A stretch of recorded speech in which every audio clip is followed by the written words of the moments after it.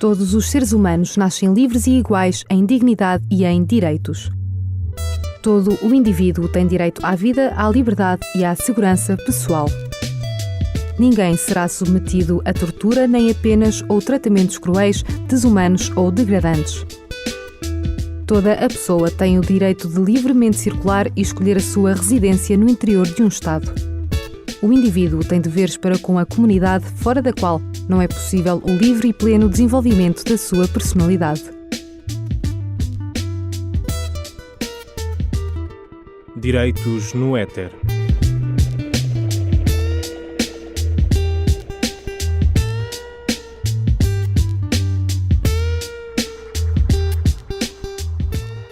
O desrespeito pelo Corão por guardas prisionais de Guantánamo está na origem das greves de fome que se têm vindo a avolumar na cadeia onde estão os criminosos considerados mais perigosos, onde estão os piores dos piores, segundo George W. Bush. Há presos que já perderam 20 quilos desde o início da greve de fome.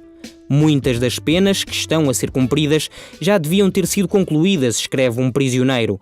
Amer é o nome do homem que reclama liberdade há 6 anos, tempo em que lhe foi garantido que poderia voltar para junto da mulher e dos filhos.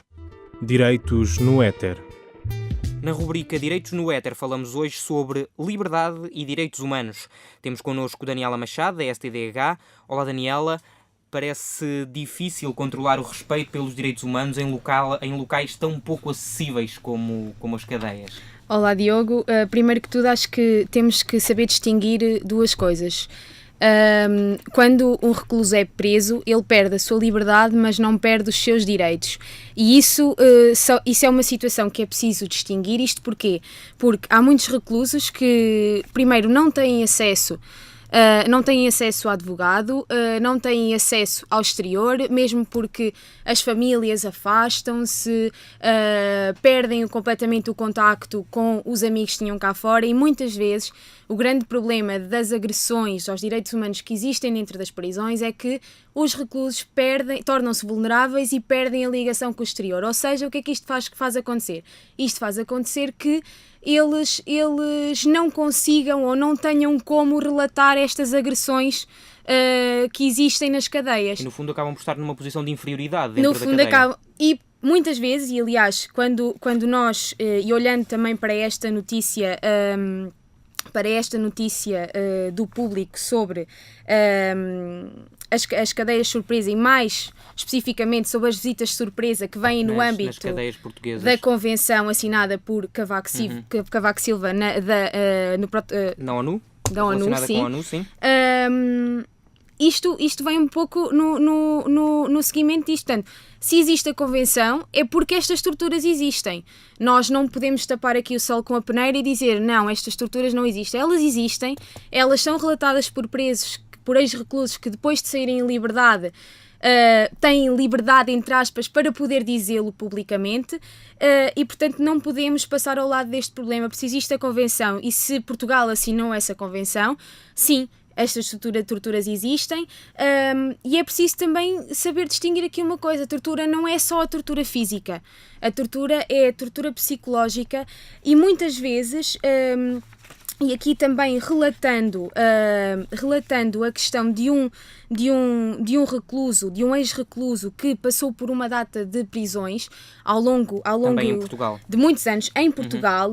Portanto, ele diz em algumas ocasiões que, por exemplo, na prisão de Monsanto, ele era obrigado a despir-se, era apalpado para ver se tinha objetos e até muitas vezes para ser humilhado. Portanto, as torturas não passam só pela tortura física, pelo espancamento, passam também muitas vezes por estes simples atos que os reclusos, depois de muitos anos ou depois de algum tempo nas prisões, acabam por banalizar.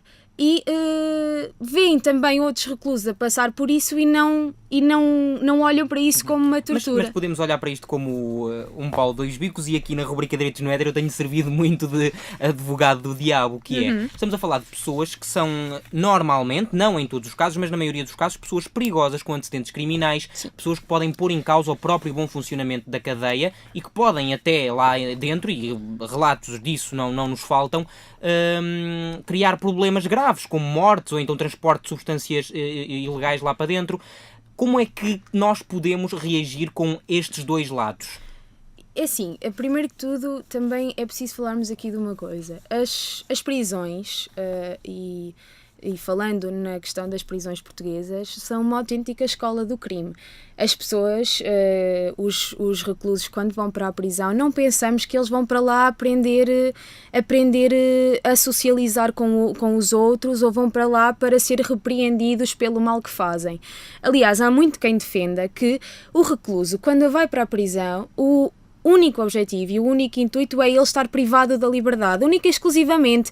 Ele pode ter uma vida completamente normal lá dentro, mas o único balizamento, possamos dizer assim, é ele estar privado da liberdade, não poder sair para a rua, não poder fazer a sua vida normal. Mas no entanto, deve ser encarado dessa forma, ou deve?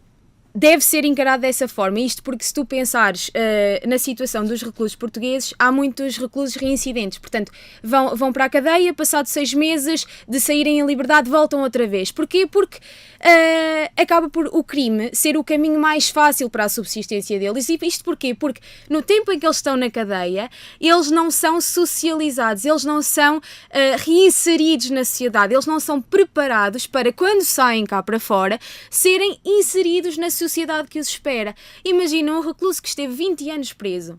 Um recluso que esteve 20 anos preso, a sociedade alterou-se, os tempos alteraram-se, a própria família já não é o que era.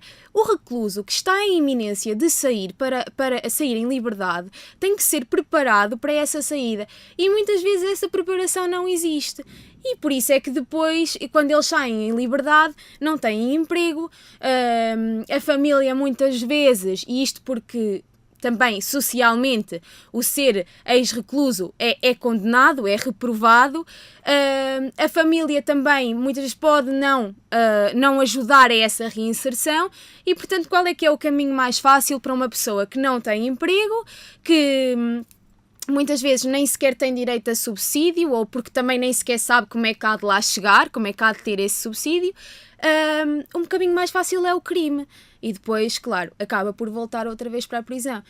E se calhar o grande mal, e com toda a certeza o grande mal é esse, é que há falta de meios inclusivo para fazerem com que claro, os reclusos se voltem a integrar. Estamos sim. mesmo no limite do nosso tempo e eu gostava só de fazer aqui um salto para trás. Começámos a falar na questão portuguesa e já agora só para contextualizar, em dezembro o Presidente da República, Aníbal Cavaco Silva, ratificou o protocolo, que era um protocolo facultativo, mas foi ratificado, da Convenção contra a Tortura e outras penas ou tratamentos cruéis, desumanos ou degradantes adotados pela ONU, que obriga à criação de um mecanismo independente que faz visitas surpresa às cadeias. Isto foi só para contextualizar. Voltando agora à questão de Guantánamo, vemos naquela prisão os criminosos, os piores dos piores, como lhe chamou George W. Bush. Como é que é possível dar credibilidade a pessoas que são acusadas de crimes como terrorismo? Temos que ver aqui uma coisa muito importante, que é quando um recluso passa o tempo que passa na cadeia, e Guantánamo é um caso especial, é uma cadeia particular, e aliás, nós bem sabemos que há muitos reclusos que saem de Guantánamo que voltam à sua vida normal, que voltam para os Estados Unidos inclusive, que voltam para as suas famílias em condições normais. Se isso acontece é porque há condições, é porque eles têm condições para essa ressocialização. É porque isso acontece. Mas também há outras situações em que eles, e como bem sabes, eles passam 6 anos à espera de ser libertados, quando para todos os efeitos eles já deviam ter sido libertados e são privados de estar com as suas famílias. É também uma das histórias que é relatada. Sim. E, portanto, então ficamos... Este foi um final um pouco caricato. Ficamos então por aqui. Muito obrigado, Daniela Machado. Direitos no éter. Antes de terminar, deixo-lhe um recado. Na próxima segunda-feira há a tertúlia da secção de Defesa dos Direitos Humanos. Desta vez a conversa vai ser em torno da liberdade de expressão. O evento, que já é habitual, uma vez por mês, vai acontecer no Centro Cultural Dom Dinis às 9h30 da noite. Quanto a Direitos no Éter, voltam de hoje a 15 dias, aqui no Alvorada. Direitos no éter. A rubrica Direitos no Éter é uma parceria RUC com a Secção de Defesa dos Direitos Humanos da Associação Académica de Coimbra.